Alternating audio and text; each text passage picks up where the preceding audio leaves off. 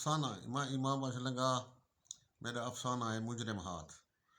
سپاہی ارشد نے کلاشن کو رائفل تھانے دار کی میز پر رکھتے ہوئے کہا، جناب ملزم بھاگ گئے، یہ کلاشن کو رائفل وہ چھوڑ گئے جو میں اٹھا کر لایا ہوں۔ تھانے دار نے کہا، یہ رائفل تم لائے ہو، یہ تیرا کوئی بہت بڑا کارنامہ نہیں ہے جس پر تم کو شاباش دی جائے۔ کلاشن کو رائفل مجرم نہیں، مجرم تو اس کو چلانے والے ہاتھ ہوتے ہیں۔ تم ان ہاتھوں کو گرفتار کیوں نہیں کر سکے؟ جن ہاتھوں میں یہ رائفل تھی، مجھے جواب چاہیے۔ سپاہی ارشد نے کہا، جناب جن ہاتھوں میں یہ رائفل تھی وہ ہاتھ بہت مضبوط ہیں، قانون کی ہتھ کڑی میں نہیں آ سکتے۔ تھانے دار نے کہا، وہ قانون کی ہتھ کڑی سے بھی مضبوط ہے، یہ کیسے ممکن ہو سکتا ہے؟ سپاہی ارشد نے کہا، جناب میں اس تھانے کا پرانا سپاہی ہوں، میرے سامنے نہ جانے کتنے تھانے دار مختلف بدعنوانیوں کا لیبل اپنے ماتھے پر لگا کر اس تھانے سے جا چکے ہیں۔ تھانے داری کے اختیارات تو آپ رکھتے ہیں، مگر اختیارات استعمال کرنے کا ابھی تجربہ نہیں رکھتے۔ آپ کے ساتھ بھی کہیں ایسا نہ ہو بوٹ کے تسمے کھولنے سے پہلے آپ کے اختیارات کا صفایا ہو چکا ہو۔ اگر آپ کو معلوم نہیں تو اس کا جواب بھی سن لیں۔ مجرم ہاتھ کیوں مضبوط ہیں؟ ہتھ کڑی کی چابیاں 3 قسم کی ہوتی ہیں۔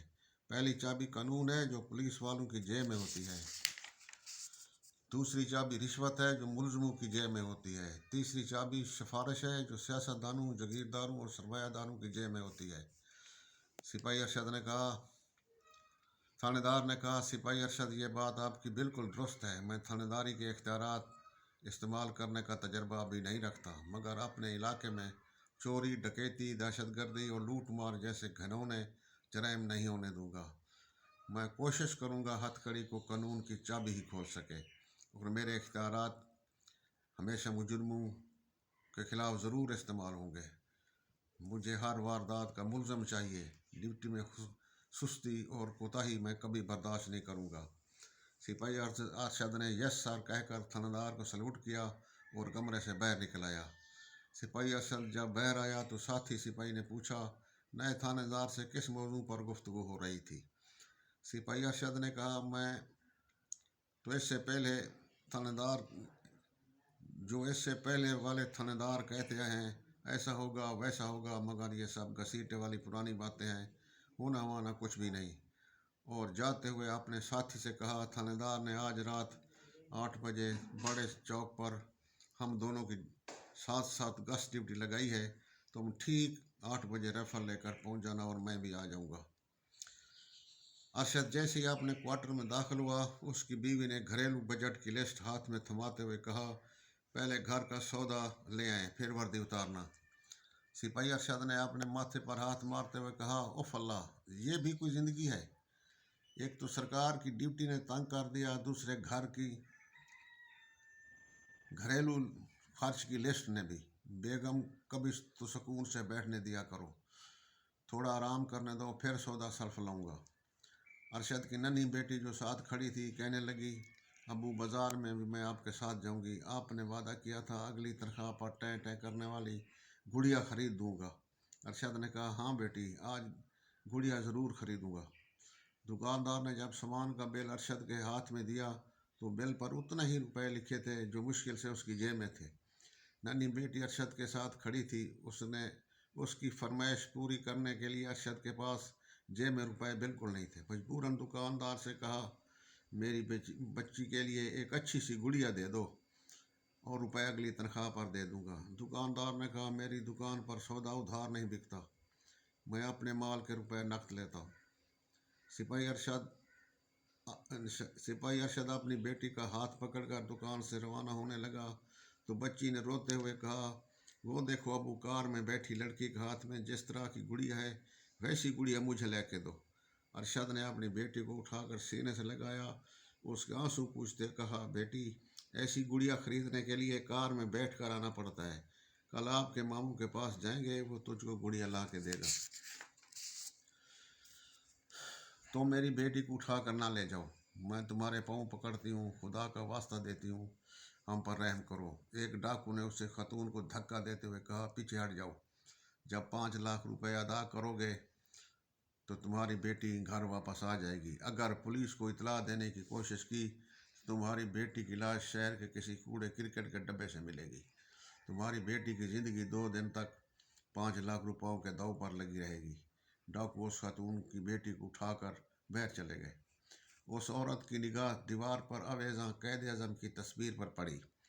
उससे मुखातिब होकर कहा, है कैद पाकिस्तान के मेमार, तुमने इस पाकिस्तान के लिए कहा था कि इस मुल्क में मुसलमान इज़्ज़त आबरू की ज़िंदगी बसर करेंगे, गरीबों की इज़्ज़त माल महफूज नहीं। आज तेरे पाकिस्तान में ये हाल है, किसी की इज़्ज़त महफूज नहीं, किसी का माल महफूज नहीं। जो कुछ भी हो रहा है बंदूक की नाली पर हो रहा है। ना कोई कानून है, ना कोई कानून का पासमां। मेरी बेटी की इज़्ज़त आबरू लुट गई, हम बर्बाद हो गए। हम लोग किससे शिकवा करें और कहाँ जाएं? कैद आज़म की तस्वीर हाथ में लेकर वो चीख रही थी और चिल्ला रही थी कि उसकी बेटी के कांधे पर हाथ रखे वर्दी खून में तारिक किए सिपाही अरशद उसके सामने खड़ा था। उसे देखकर वो औरत हैरान रह गई और अपनी बेटी को गले लगाने के लिए आगे बढ़ी, मगर सिपाही अरशद ने उसे आगे बढ़ने से रोक दिया और कहा, तुम बाबा कौम के सामने कौम के मुहाफ़िज़ों का गिला कर रही थी। ऐ खतून, मेरा बहता हुआ खून गवाह है, तेरी बेटी की तरफ बढ़ने वाले मकरूह हाथ तोड़ दिए गए और कुछ कानून की हथकड़ी में पाबंद हो चुके हैं। मेमार पाकिस्तान का इसमें कोई कसूर नहीं। पाकिस्तान में रहने वालों की इज़्ज़त व आबरू, जान व माल की हिफाजत करना पाकिस्तान पर हुकूमत करने वालों का काम है। तुम मेमार पाकिस्तान से माफ़ी मांगो और अपने अल्फाज वापस लो। वो खातून अपने जज्बाती बातों पर पशेमान थी। इतने में उस खातून का खामन अंदर आ गया। खून में लथपथ सिपाही अरशद को हैरत की निगाहों से देखने लगा। उसकी बीवी ने कहा, देखते क्या हो, तेरी बेटी को डाकू उठा कर ले गए थे और 5 लाख के एवज रिहाई का मुतालबा कर गए थे। तेरे सामने ये पुलिस का सिपाही नहीं बल्कि हमारे लिए फरिश्ता रहमत खड़ा है, जिसने हमारी बेटी की ज़िंदगी और इज़्ज़त आबरू बचा ली। इसको अस्पताल ले जाओ। दुकानदार ने कहा, अरशद, मैं काफ़ी शर्मिंदा हूँ। तुमने अपना खून बहाकर मेरी बेटी की इज़्ज़त और जान बचा ली, 5 लाख रुपयों के तवान से बचा लिया। मैं कितना नालायक इंसान हूँ कि तेरी बेटी को 10 रुपए की गुड़िया भी उधार न दे सका। सिपाही अरशद ने कहा, सेठ साहब, ये मेरा फ़र्ज़ है। तुम लोग अपना सौदा उधार नहीं दे सकते, मगर हमारी ज़िंदगी कौम की अमानत है। कौम को जब भी इसकी ज़रूरत पड़ी हाज़िर है। सिपाही अरशद उनके मकान से बाहर आकर रिक्शा पकड़ा और अस्पताल चला गया।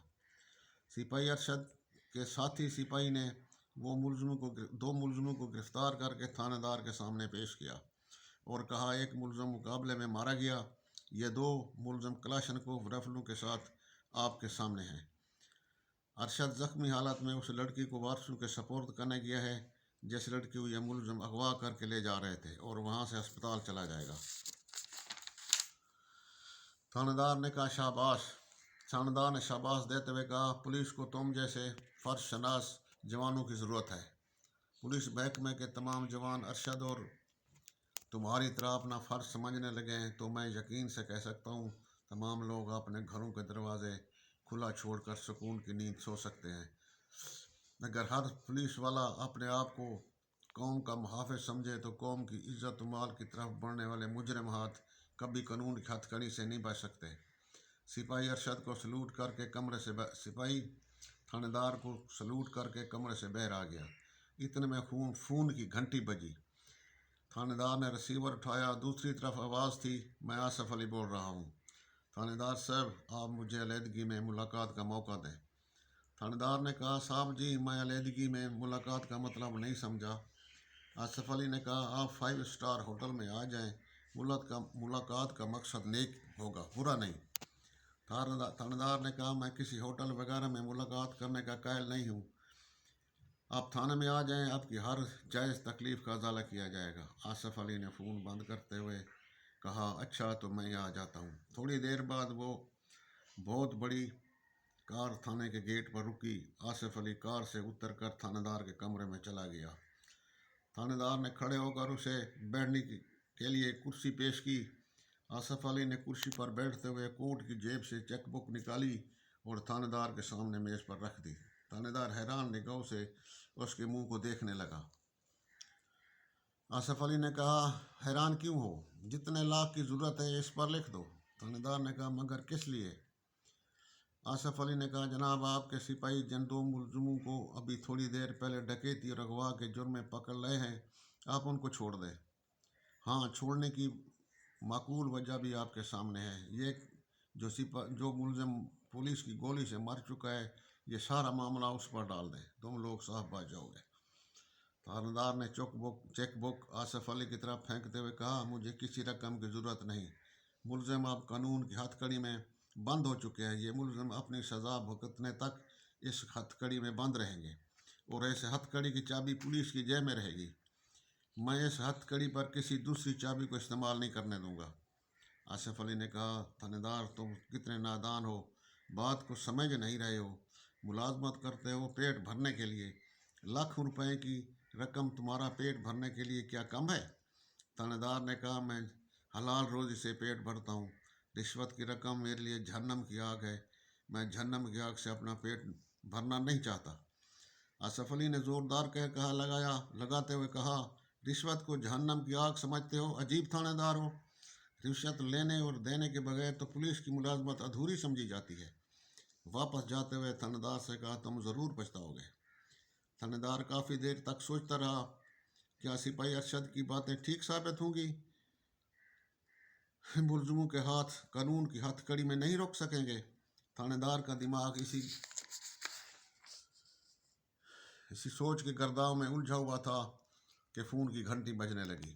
थानेदार ने रिसीवर उठाया। दूसरी तरफ थानेदार के इख्तियारात छीन लेने वाली आवाज़ ने कहा, इन डकैती के मुलजिमों की तफ्तीश दूसरा थानेदार करेगा, तुम अभी अभी पुलिस लाइन में रिपोर्ट करो।